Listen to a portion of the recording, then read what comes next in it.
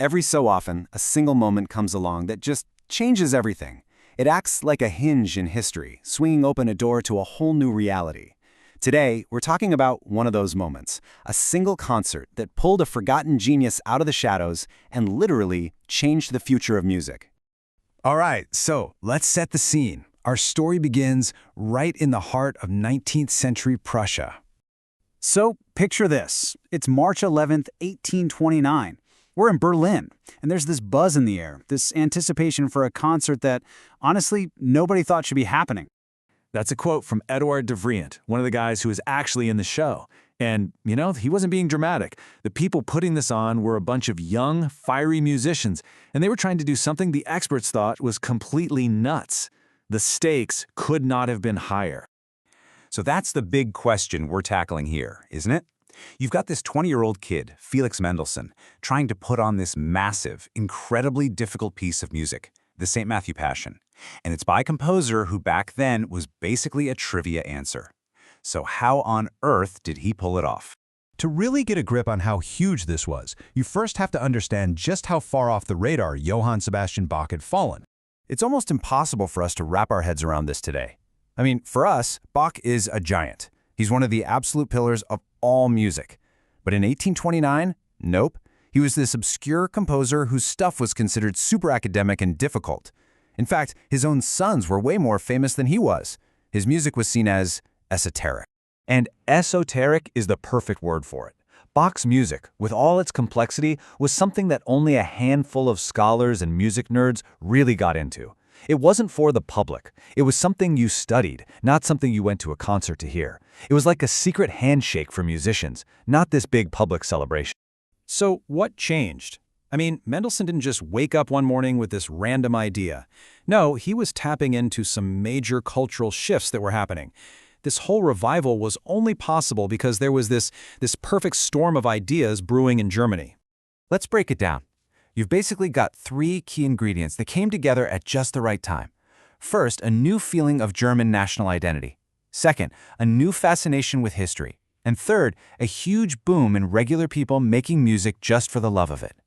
So, first up, Germany wasn't really Germany yet, and intellectuals were trying to figure out what it meant to be German. They were on the hunt for cultural heroes, for historical figures who could represent German depth, seriousness, and greatness. And Bach, well, he started to look like the perfect poster boy. At the exact same time, there was this new intellectual trend where people started thinking, hey, maybe we shouldn't just toss out old art. Maybe we should preserve it and study it. The very first biography of Bach, which came out in 1802, actually called him a national monument, treating him like this precious treasure that needed to be saved. And the final piece of the puzzle? The people.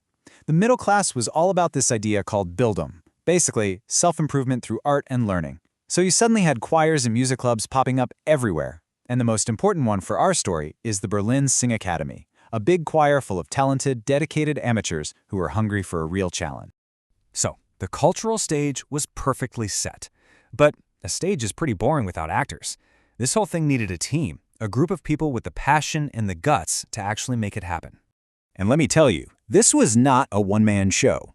Of course, you had the wonderkind himself, 20-year-old Felix Mendelssohn leading the charge.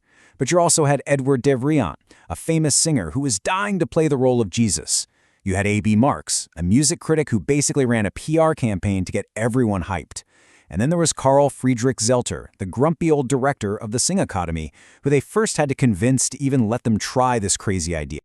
Now, the piece they chose was a monster.